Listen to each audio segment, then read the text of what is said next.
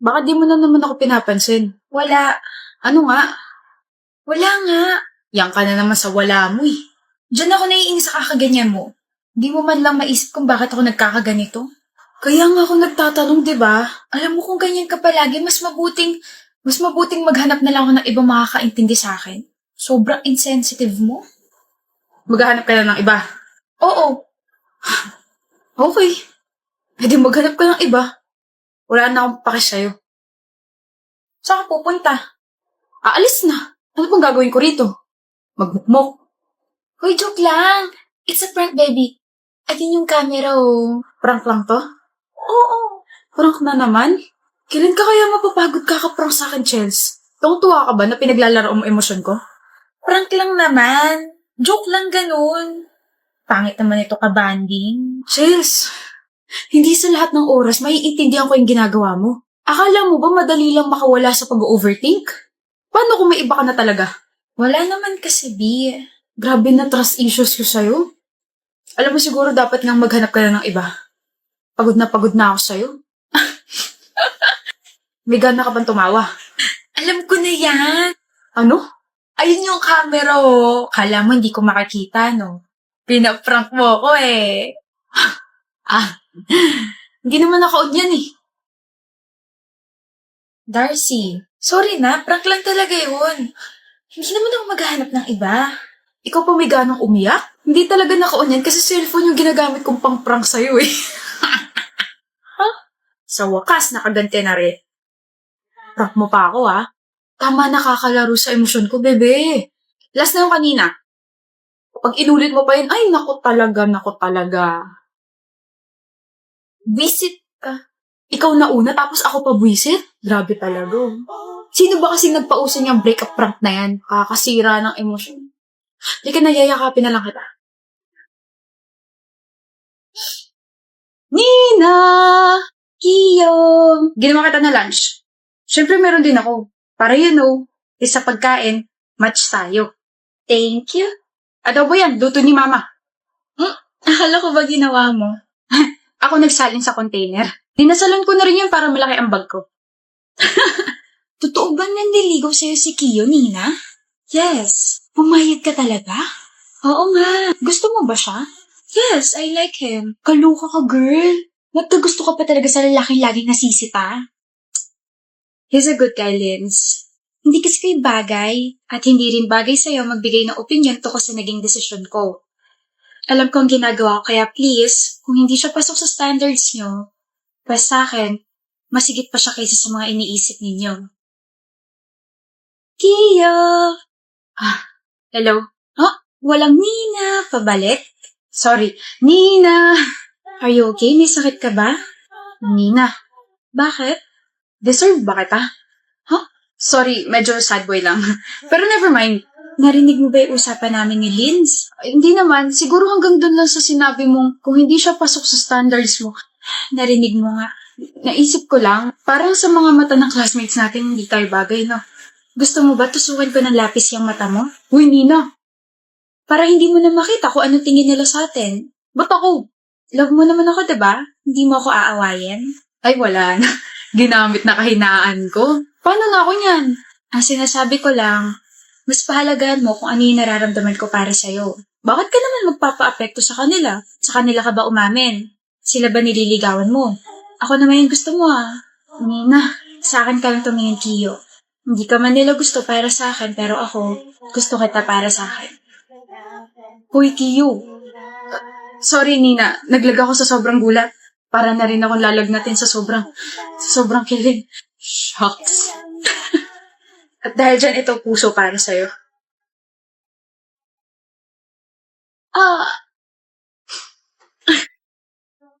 Excuse me, miss. May nakapo ba rito? Miss, kandong ka na lang sa akin. What? I mean, wala. Walang nakaupo dyan. Thank you. May I ask kung saan bansa ka pupunta? Naku, hindi ako aalis. Wala naman kasi akong pera pang ibang bansa, kaya hinatid lang namin yung pinsa namin. Siya ako nakain. Ikaw, saan ka pupunta? Canada. Oh, vacation? No. I'm staying there for good. Bakit? New environment, I guess. Hindi na kita makikita kahit kailan? Pardon? Wala? Hindi ka na babalik dito? Bibisita ganun? I don't know. But for now, I just want to escape. Mag-iingat ka. Thank you. Ikaw rin. Sige, mauna na ako.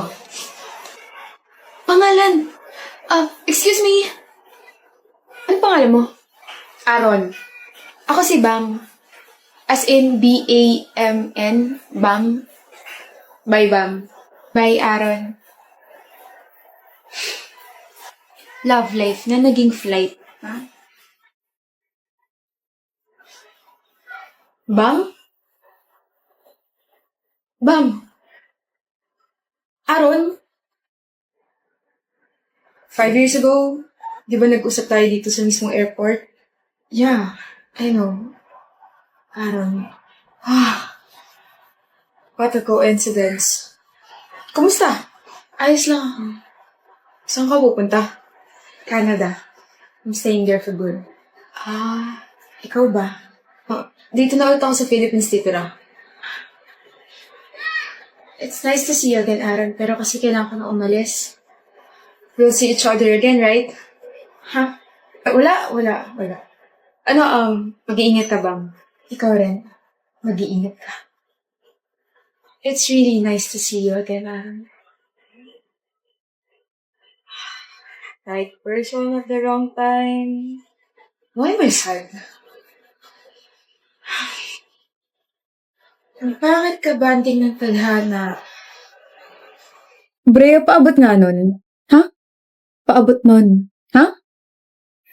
Ako na. Brea, sabi ni ma'am sa inyo raw ako. Ha? Sa inyo raw ako. Sa grupo niyo raw ako. Ha? Sa'yo ako. Ha? Ha? Basta sinabi ko na sa'yo, ha? Ha? Ha? Okay. Ha? Okay. Brea, natignan mo na yung sinend ko sa yung file. Ha? Oo, natignan mo na. Ano comment mo? Okay ba? Ha? Talaga? Tama yung sinend ko? Sabihin mo lang kapag may kailangan pa akong gawin, ha? Ha? Inunahan na kita para hindi ka na mahirapan. Laters!